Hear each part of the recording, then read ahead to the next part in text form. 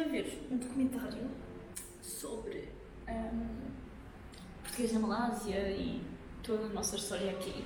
E apesar de metade ser bem aborrecido, eu vi que ele está tipo, super longo desnecessariamente, foi bem giro ver algumas pessoas ainda a falar. Tipo, nota-se que o documentário foi feito há séculos atrás e que, pronto, a qualidade de imagem não é a melhor e provavelmente muitas daquelas pessoas hoje já são muito velhinhas, mas foi bem giro perceber toda a história, como é que os portugueses vieram cá parar.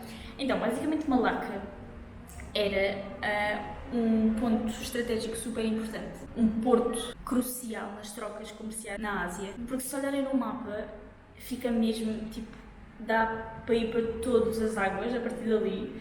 E nessa altura os portugueses levavam tudo o que queriam da Ásia para a Europa através da Rota do Cabo, que é aquela que passava no Cabo Bojador, Bojador ou Boa Esperança, né? Boa Esperança, Bojador depois. E, portanto, isso era uma volta enorme, não era eficiente. Eles perceberam que aquilo era um ponto super fixe para fazer a distensão entre Goa, não é? Que nós também tínhamos esse território. Portanto, era tipo Goa, Malaca, vinha de não sei de onde. Aliás, acho que nas Ilhas Molucas é onde vinha muitas coisas, não fazia ideia, mas descobri-as. Então, passava por Malaca, depois Goa e depois ia pelo Mar Vermelho, que era uma rota muito mais eficiente e rápida de fazer do que dar a volta toda à África. Portanto, o que aconteceu? Em 1511, os portugueses chegam a Malaca, que era um país islâmico, que já tinha um comércio super bem estabelecido. Eles já tinham proveito de serem um local tão bom para as trocas comerciais. E Portugal chega com uma nau enorme, armas, nós viemos assim com aqueles canhões e os malaios ficaram tipo, oi, calma lá, o que é que estes gajos me querem? E basicamente nós apoderámos-nos da cidade, começámos a construir uma fortaleza enorme ao longo da cidade. Imaginem que é tipo Óbidos, o sultão que estava cá, que era quem governava, o governador muçulmano de cá, foi expulso e ele ainda tentou atacar várias vezes, mas acabou só por se retirar.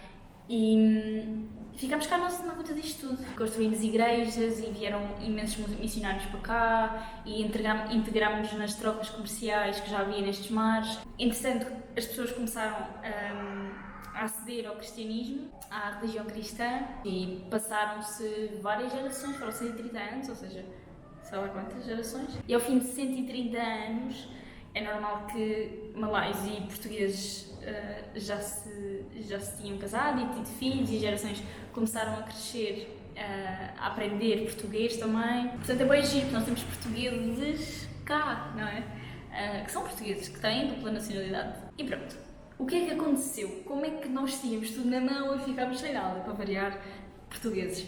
Bom, os holandeses pensaram assim: estes malucos dos portugueses são a ter bué de acesso, ali dominar aquilo tudo, tirar proveito daquele mar. O que é que nós vamos fazer? Vamos entrar para lá dentro e atacá-lo. A partir daqui há várias hipóteses e não se sabe bem ao certo porque uns diziam uma coisa, outros dizem outra, consoante o lado que lhes dá mais jeito. Mas basicamente os holandeses vieram com naus ainda maiores, com armas ainda maiores e quiseram pôr os portugueses daqui para fora. Então aliaram-se ao sultão, ao filho, neste caso gerações seguintes daquele sultão inicial que foi expulso por nós, e tomaram Malaca. Outra hipótese é que se tenha feito um tratado entre os portugueses e os holandeses, em que, sim senhor, os portugueses aceitavam sair, mas os holandeses tinham que pagar muita massa naquele tempo, não é? E aqui não se sabe o que é que foi ou não verdade, como é que isto se desenrolou, se calhar hoje em dia se sabe, mas pronto, foi daqui que eu cheguei na história. E foram 130 anos, tipo, como? 130 anos a dominar isto tudo? Como é que... São más escolhas, não é? Tipo, os políticos, quem está na frente naquela altura, pronto, quem está na frente, quem é que faz estas más escolhas? Depois leva Portugal a ser, tipo, os países mais pobres da Europa. Eu não sei como é que um povo que desbrava o mundo e que descobre cenas e que faz cenas e que deixa a sua marca, tipo, se torna, certo. Mas fica bem contente por...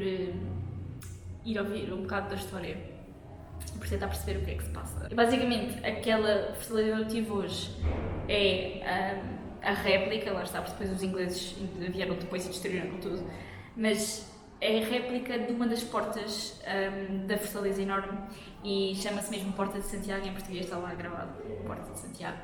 E no topo da colina havia a Igreja de São Paulo, agora tem só a estrutura toda de fora, mas o teto já caiu.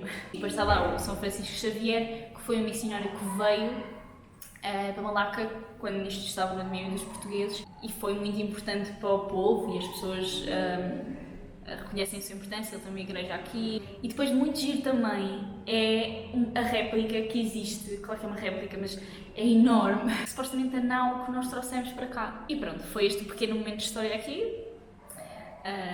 Eu não sei o suficiente de história para poder detalhar mais e associar a mais coisas, mas eu gostei bué, tipo, a história é bem interessante, só que é bem difícil de estudar porque é preciso tempo e é preciso perceber as ligações e o que é que se passa e não sei o quê.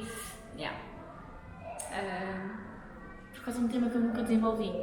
Não tenho história desde o 9º ano. Yeah.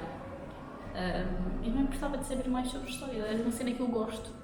Só que lá está, nunca dediquei tempo a isso. Mas pronto, a história de Malaca, dos portugueses em Malaca,